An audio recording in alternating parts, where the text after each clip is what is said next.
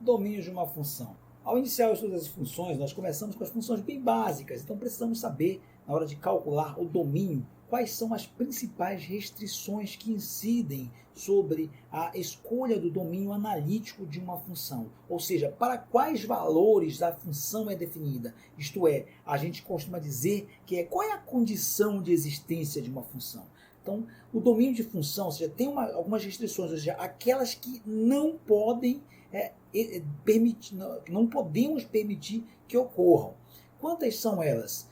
Podemos dizer que são três restrições para o domínio de uma função. São elas. Primeira restrição, a função é definida da seguinte maneira: uma fração no qual o numerador pode ser qualquer coisa. Eu posso colocar qualquer coisa no numerador, não importa o numerador, mas a expressão no denominador ela é dependente de x, ou seja, a minha variável x está aqui no denominador. Então, essa expressão que estará no denominador, a qual figura x, ela não pode ser zero. Isto é, ela deverá ser diferente de zero. Como assim? Vamos a um exemplo. Tem aqui um f de x igual a, 5 sobre x menos 7. Então, o que vai acontecer com a minha função? Como eu falei, pode ser qualquer coisa. Se é 5 sobre x menos 7, o denominador desta fração não pode ser zero. Dizemos, então, que x menos 7 tem que ser diferente de zero. Você pergunta, professor, por que não pode ser zero? Já que poderia colocar qualquer valor. Lembre-se, um número não se divide por zero. Se você pegar a divisão por zero, ela não é definida na matemática. Isso é uma indeterminação. Então, se o x menos 7 não pode ser zero, isto é, diferente de zero, teremos que o x será diferente, menos 7 aqui, passa para o outro lado, de 7. Pronto. Simples assim. Daí dizemos que o domínio, ou seja, como que eu vou escrever essa função? Qual é a condição de existência dela? Ela existe para todos os reais, visto que nós estávamos trabalhando de funções de números reais, variáveis reais, a números reais. Daí, escrevemos que o domínio da função será todos os reais, exceto o 7. Quando eu coloco exceto o 7, ou seja, o 7 não participa. Lembre-se, eu vou escrever como conjunto, porque eu estou relacionando o conjunto dos números reais, eu não posso relacionar conjunto com número, porque seria elemento. Então, eu coloco este número 7 na forma de um conjunto. Mas eu poderia também escrever que o domínio de f em sentença será x real, ou seja, x pertence aos reais, tal que o x é diferente de 7. Pronto, essa seria uma ideia para o domínio da função, cujo denominador não pode ser zero. Poderia fazer um outro exemplo aqui do ladinho, para uma função um pouco mais elaborada. X menos 4 sobre x ao quadrado mais x ao quadrado menos 16. Por exemplo, o que vai acontecer? Apesar de nós termos a variável x no numerador e no denominador, o numerador não importa. Lembra? Dizemos que ele podia ser qualquer coisa. Como é x menos 4, não vai me interessar o numerador, apenas o denominador, que é o que me interessa. Daí eu escrevo, então, que x ao quadrado menos 16 não pode ser zero. Daí eu terei que o x ao quadrado terá que ser diferente, era menos 16, passa para o outro lado, mais 16. Como é que eu resolvo essa situação? Vimos lá que quando eu tenho a variável ao quadrado, basta retirar, resolver a raiz quadrada, ou seja, aplicar a raiz quadrada dos dois lados, x ao quadrado, raiz quadrada vai dar x, e raiz quadrada de 16. Raiz quadrada de x ao quadrado dá x, e a raiz quadrada de 16 é mais ou menos 4. Por que isso, professor? Porque 4 ao quadrado, 16, menos 4 ao quadrado, 16 também. Então, daí dizemos que o x não pode ser nem menos 4 e nem mais 4. Ora, eu tenho aqui o seguinte, basta você, para verificar, se você colocar, por exemplo, menos 4 no denominador. Então, vai ficar assim. Vamos fazer uma verificação. Menos 4 ao quadrado, menos 16. Ora, menos 4 ao quadrado vai dar 16. Menos 16 daria 0. E não pode ser 0. A mesma situação, coloca 4. 4 ao quadrado, menos 16, 4 ao quadrado 16, menos 16 daria 0, e não pode ser 0. Daí, o domínio da função, neste caso, para esta função, será todos os reais menos o conjunto formado pelo menos 4 e pelo mais 4. Quando eu tenho dois valores, eu coloco primeiramente o negativo, depois o positivo. Ou posso escrever também na forma de sentença que o domínio da função será todo x real, exceto, tal que o x tenha que ser diferente de mais ou menos 4. Pronto, essa seria uma maneira de exemplificar o domínio de uma função cujo denominador eu tenho a minha variável x. Então, se aparecer uma fração, minha função como uma fração, e a minha variável estiver no denominador, esta não poderá ser, o denominador não poderá ser zero, jamais. Tá? A segunda restrição é aquela em que eu tenho um radical de índice par, onde a minha expressão se encontra dentro do radical. Então, eu tenho uma raiz onde figura o x no radicando, em que ela tem um índice par, por exemplo, raiz quadrada, raiz quarta, raiz sexta, raiz oitava, raiz enésima, cujo n é par. E aí, essa expressão, claro, não pode ser negativa. Você pergunta, por que, professor, não pode ser negativo? Ora, se eu tiver, por exemplo, a raiz quadrada de menos 1, a gente sabe que isso aqui, apesar de ser definido, ela não figura o universo dos reais. Isto aqui é a tal da unidade imaginária. Tá? Ela não figura o universo dos reais. E as funções que nós estamos trabalhando a priori são dos reais nos reais. Então, nós não podemos ter radicais de índice par cujo valor da expressão interno radicando seja negativo. Então, essa é a segunda restrição. Vamos a um exemplo.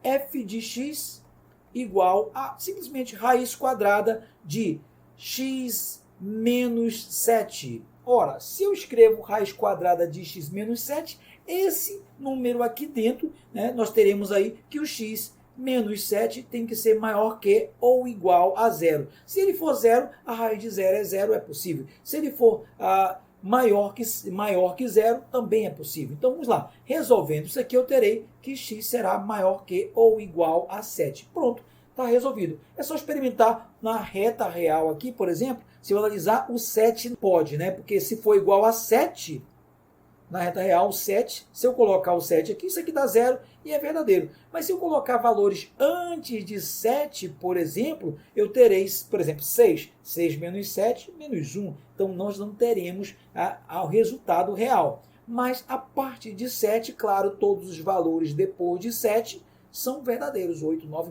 teremos como resultado isso aqui positivo. Então, escrevemos que o domínio dessa função será x real, tal que o x seja maior que ou igual a 7. Mas poderíamos também colocar na forma de intervalo. O domínio da função será do 7 para frente, ou seja, todos os números do 7 em diante, até o mais infinito. Então, essa seria uma maneira de escrever na forma de intervalo numérico, intervalo real, neste caso aqui.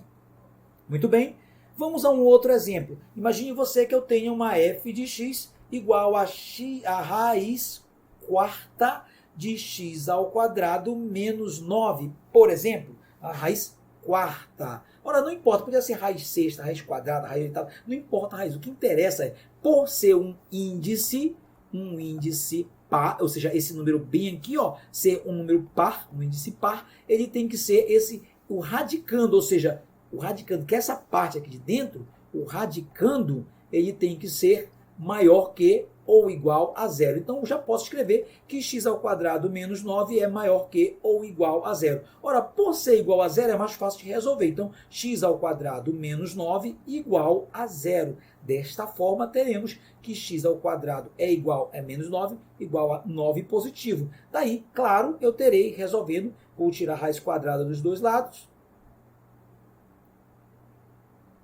Tirando a raiz quadrada de x ao quadrado e de 9, nós teremos x. Aqui será x e aqui teremos mais ou menos 3. Claro, aí pergunto, quando eu coloco na síntese, na reta, eu lembro, pode ser menos 3? pode, porque ele é igual. Então, menos 3 e mais 3 são valores que zeram, já que eu coloquei aqui, que zeram a expressão, e zero pode ser. Aí eu pergunto, e os números que estão antes, no meio e depois podem? É isso que a gente tem que verificar. Por exemplo, se o zero está entre os dois, se eu colocar zero na expressão, eu vou ter assim, 0 ao quadrado menos 9. Isto aqui é, como resultado, é um número negativo. Então, não pode, tem que ser maior que ou igual a zero. Vou colocar agora um número que está à esquerda do menos 3. Por exemplo, menos 4. Menos 4 ao quadrado, menos 9. Menos 4 ao quadrado é 16. 16 menos 9, o resultado disso aqui é positivo. Então, pode para os números que estão antes do menos 3. A mesma coisa eu vou testar aqui para depois do 3. Por exemplo, 4 ao quadrado menos 9. Ora, 4 ao quadrado é 16 menos 9. Isso aqui também é positivo. Então, esses valores aqui também são verdadeiros. Logo, podemos dizer que o domínio da nossa função, eu posso escrever bem aqui, apertadinho aqui, ó, domínio de f será todos os x reais, tal que, aí vem a restrição, né? O meu x ou ele é menor que ou igual a menos 3, ou o meu x é maior que ou igual a 3. Essa é a ideia do domínio para esta função. A próxima restrição é a terceira, que é um misto da primeira com a segunda. A primeira restrição era a fração e a segunda é um radical de índice par. Ora, no nosso caso, o radical ele figura o denominador da minha fração. E aí você pergunta, e o numerador? Pode ser qualquer coisa, abacaxi, banana, 1, 2, 3 letras, não interessa. O que importa é que o denominador não pode, neste caso, ser zero. Mas a expressão garantia que ele fosse positivo ou zero, mas por estar no denominador, não pode ser zero. Então, vai ser uma expressão apenas positiva. Por exemplo, se eu tivesse aqui a minha função f de x igual a 5 sobre raiz quadrada de 2x menos 8. Aí você fala, olha, uma fração, já que no denominador tem uma raiz. Então, lembrando que o radical está no denominador, esse valor radicando o número aqui de dentro, ou seja, o 2x menos 8, ele só pode ser positivo, ele não pode ser mais zero. E daí, claro, resolvendo essa sentença, terei que 2x maior que 8, o x está multiplicando 2, eu vou passar aqui dividindo, então eu terei que o meu x tem que ser maior que 4. Então, no meu conjunto aqui, ó, dos reais, eu tenho 4, o 4 não pode ser, então eu poderia colocar bem aqui, né, que o 4, essa parte internamente, ela não pode ser. A minha bolinha aqui ela tem que ser completamente aberta, né? E enquanto os valores podem ser apenas maior que 4, ou seja, todos os valores depois de 4. E aí eu escrevo, claro, que o domínio da minha função será todos os reais, x reais, tal que esse x tem que ser maior que 4, ou ainda, veja bem, posso escrever na forma de intervalo numérico, ou seja, o 4 até o mais infinito. Posso colocar o mais aqui se quiser. Pronto, essa é a outra restrição. Poderia ainda fazer outros exemplos observando apenas isso, mas temos para cada tipo de função que virá a surgir, teremos novas restrições. Por exemplo, logarítmicas, exponenciais, trigonométricas. Então, essas restrições surgirão com o tempo. A priori, para esse conjunto, né, de função que estamos começando a estudar, essas funções, as primeiras funções aí, nós temos que essas 3 restrições são suficientes para que você resolva o problema. Só recapitulando, a primeira delas, a função cujo denominador eu tenho o meu x. Nesse caso, o denominador tem que ser diferente de zero. Toda vez que aparecer um denominador diferente de zero. A segunda, a minha expressão, quando aparece num radical de índice par, essa expressão tem que ser maior que ou igual a zero. Tem que ser positiva ou nula. E a última, quando o radical aparece no denominador. A junção das duas primeiras vai ter o radical, o valor do radicando tem que ser maior que zero. Ou seja, o número que aparece dentro da raiz terá que ser apenas positivo. É isso aí. Espero que você possa ter entendido a ideia para encontrar as restrições que surgem no domínio de algumas funções.